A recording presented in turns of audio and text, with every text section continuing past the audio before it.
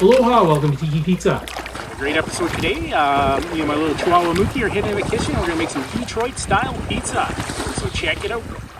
This is my very own Detroit-style pizza dough recipe. We're going to start out with 325 grams of water. Now, 325 milliliters of water is the same as 325 grams of water. Keep in mind that only works for water. Milk and oil have a different density. And we're going to use warm water. This water is 109.4 degrees Fahrenheit. The sweet spot for water temperature to activate or bloom dry active yeast for pizza dough is between 105 and 110 degrees Fahrenheit, which is 40 to 43 degrees Celsius. Water cooler than this may not activate the yeast, while hotter water, hotter than 115 to 120, can kill it, preventing it from making your dough rise. So again, if it's too cool, the yeast won't activate properly, and if the water's too hot, you could kill the yeast and it won't be able to produce the carbon dioxide needed to make the dough rise. Alright, so I'm going to add some barley malt into my pizza dough. This acts as a natural ingredient that enhances the crust flavor, color, and texture by providing sugars for the yeast and promoting caramelization during the baking.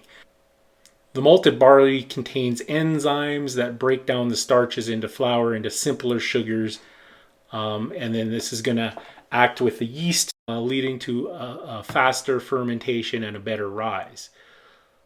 The sugars also contribute to the caramelization and the Maillard reaction, resulting in a darker, more appealing crust.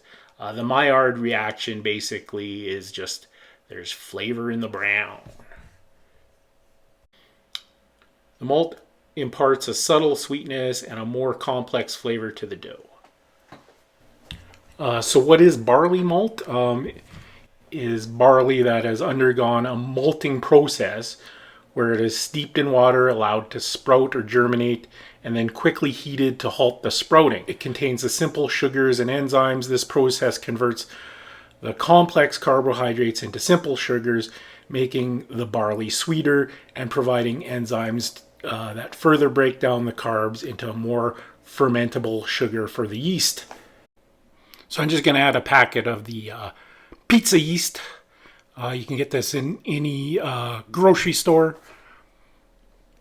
If you don't have the packet, I would probably use about 3 grams of dry active yeast. And we're just going to let that bloom a bit. The only reason that you watch yeast bloom is just to make sure that it is active and not dead. Otherwise, if you're confident that your yeast is alive, you can skip the process of just watching it bloom. But you can see there's already sort of little bubbles forming, so we got good yeast today. There is an expiration date on that.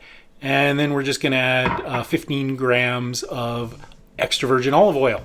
I have 450 grams of bread flour measured off, but I'm just going to add half of that. Now, if you remember, we had 325 grams of water and 450 grams of bread flour. That's going to give us a hydration rate of 72%, which is just about perfect for Detroit-style pizza. I'm just incorporating, again, half the bread flour here. So again, the hydration rate, I divided 325 into 450. You get around 72%. So the hydration rate is very important for pizza making. So Detroit-style pizza dough typically uses a high hydration level, generally ranging from 65 to 85. Again, we're at 72. This achieves a signature soft, airy, and moist interior and a crispy crust. A hydration level around 75% is a common and effective starting point for many home recipes, using the combination of bread flour for the tenderness and the wet dough that's easy to stretch in the pan. So why is this hydration rate used? Again, the soft and airy interior, crispy edges, and the pan-baked nature of Detroit-style pizza is baked in a deep dish rectangular pan, which accommodates the high hydration wet dough, preventing it from becoming too difficult to manage. We use the bread flour.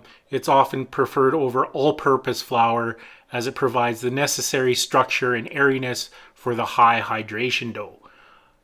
The dough consistency is expect a very wet, sticky dough that may be difficult to handle by hand, and it's best to work with oiled hands on surfaces. Working the dough techniques like a stand mixer or a series of stretch and folds are helpful for developing the gluten in a wet dough. All right, we're just going to add 12 grams of sea salt. Salt is essential in pizza dough because it enhances flavor, strengthens the gluten network for better extensibility and structure, and regulates yeast activity, preventing overly rapid fermentation and promoting a balanced rise in texture. Without significant salt, dough can be bland, weak, sticky, and difficult to handle, while excessive salt can hinder yeast and make the dough too rigid.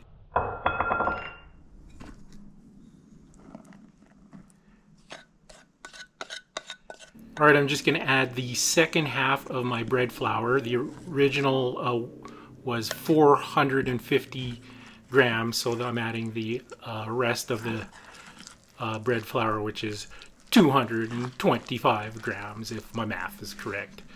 And we're just going to mix it into a shaggy ball, and then we're going to let it rest or hydrate before we go ahead and knead it. And this is going to be a really sticky dough again because of that hydration rate. So we're just we want to incorporate everything, and then we're going to let the dough hydrate.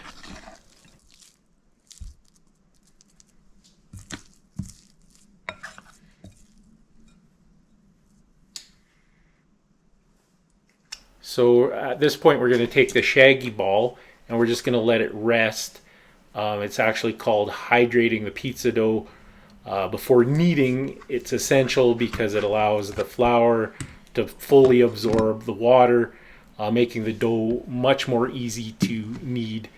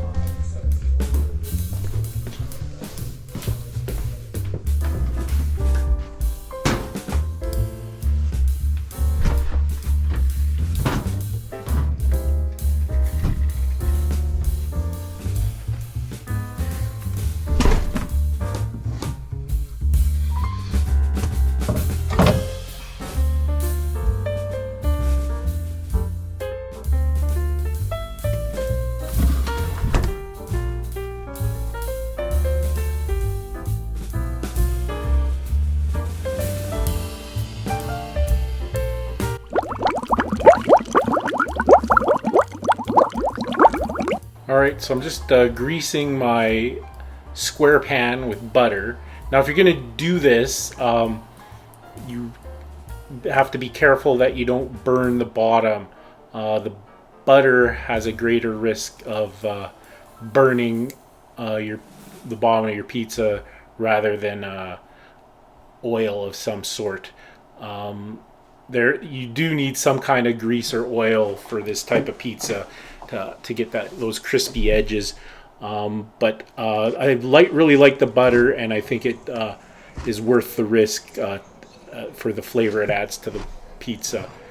So I'm just the dough is really tight because it's cold, so we're gonna just leave it in the pan. Don't worry too much about stretching it out to the corners.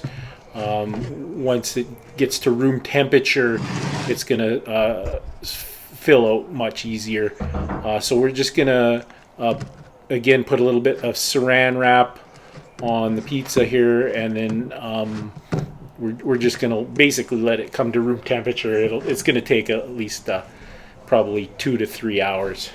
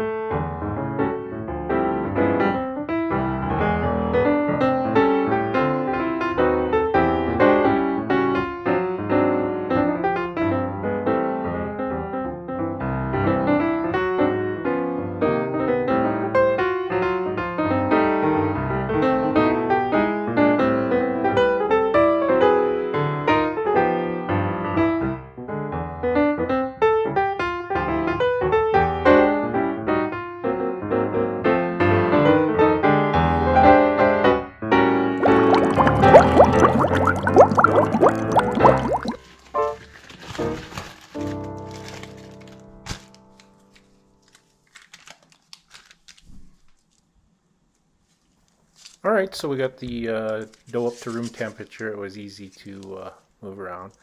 Now, Detroit style pizza, the sauce goes on the top. So we're going to start out with some nice provolone cheese. Provolone's great cheese on pizza. It's nice and stretchy, and it is, I find it way more flavorful than mozzarella.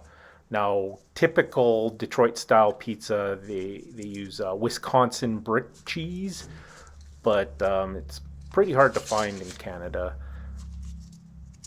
And I just love provolone cheese on pizza.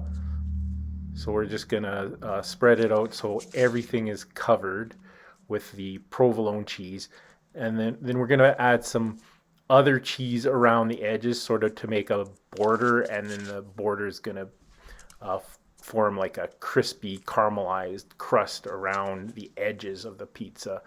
That's why the corner pieces are so awesome when you're having Detroit style pizza. And then I think we're going to go with some prosciutto today.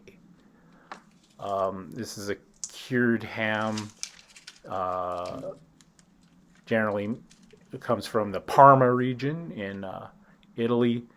Now, prosciutto, the flavor really does change when you cook it. And you almost get sort of a bacony flavor to it.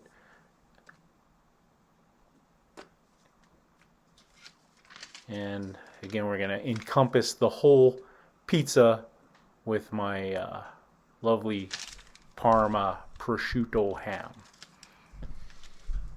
And then I think some green peppers will go nicely with the prosciutto. Not too many green peppers. And then for the outer edges, we're going to do the mozzarella cheese. Again, this is going to be nice and crispy and golden. So the concept of Detroit style pizza emerged during what they call the golden age of automotive design, which was from 1946 to 1973 in Detroit, Michigan. And the first place to make this Detroit style pizza was Buddy's Pizza, and it was created in 1946 by Gus and Anna Guerrera at their establishment, Buddy's Rendezvous, now called Buddy's Pizza. And they got the idea to use these automotive pans. So the Guerreras got the idea to use these repurposed blue steel pans, which were designed for holding automotive parts or small industrial parts in these automotive factories.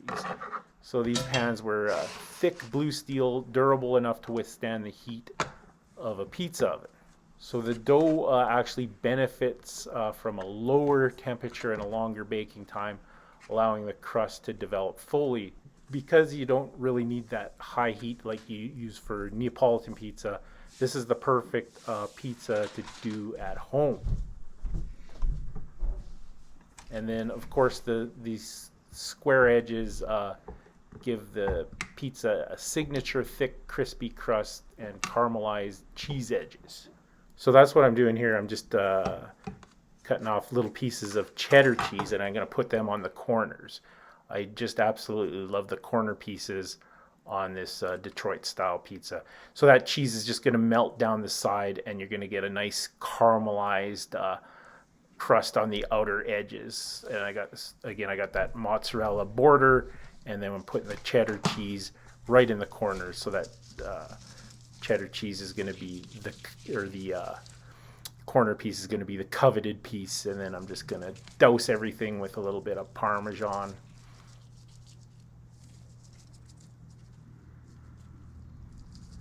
And the fat from the prosciutto is going to mix with the saltiness of the Parmesan. And then again, we're going to add the tomato sauce after it comes out of the oven. So I'm just putting in there 400 degrees. It's going to be about 20 minutes. So of course, the size of your pan is going to affect how much dough you need. I'm just putting up on the screen the pan size to ounces of pizza dough that you'll need for that particular pan size. I did find a nifty little trick online. Now, to be honest, I've never tried it, but if you want to calculate the dough weight for the pan, basically you just put water in the pan, weigh it, and then so you're going to fill the pan completely with water, measure the water by weight, and then divide that weight by the magic number of 1.78, which accounts for the dough's expansion, rising, and gives this the approximate dough weight. Leave in the comments if you want to try this and let me know if it works. So we're just adding the tomato sauce. Generally, at least at Buddy's, they do the 3 erasing stripes on top, and the reason why they're putting the sauce on top is the same reason why they do it for Chicago deep dish. You just don't want to make the crust soggy. Well, for many years, since its invention in 1946, Detroit-style pizza was virtually unknown outside of Detroit. Nowadays, you can get Detroit-style pizza basically anywhere in America or Canada. I guess the turning point where Detroit-style pizza started to emerge was it won the award of World's Best at the 2012 International Pizza Expo. This 2012 International Pizza Expo was in Las Vegas, and it forever changed pizza history. A guy by the name of Sean Rendazzo, who was representing Cloverleaf Pizza, decided to use his own recipe. When Cloverleaf didn't send him the recipe in time for the expo, his recipe earned first place, and that's how it became known as Detroit-style pizza. Since the big win in 2012, Detroit-style pizzerias have popped up in big cities across the U.S. And now DiGiorno's now has a frozen Detroit-style pan pizza. Little Caesars, which headquarters are in Detroit, also have advertised Detroit style. In 2015, Little Caesars offered a sale on deep dish, calling it Detroit style deep dish pizza. Although the item has been on the menu since 2013, Little Caesars has only begun to refer to it as Detroit style pizza. Finally, Jet's Pizza, also a national brand based in Detroit, serves deep dish pizza that is described as the world's best Detroit style pizza. Once again, pizzeria owners question its authenticity. Jet's uses steel pans and spread the cheese on the edges, but doesn't put the sauce on top. A deal breaker for Detroit style purists. So I was extremely pleased with how this pizza turned out. And I'm really excited about the dough recipe that I came up with for this Detroit style pizza.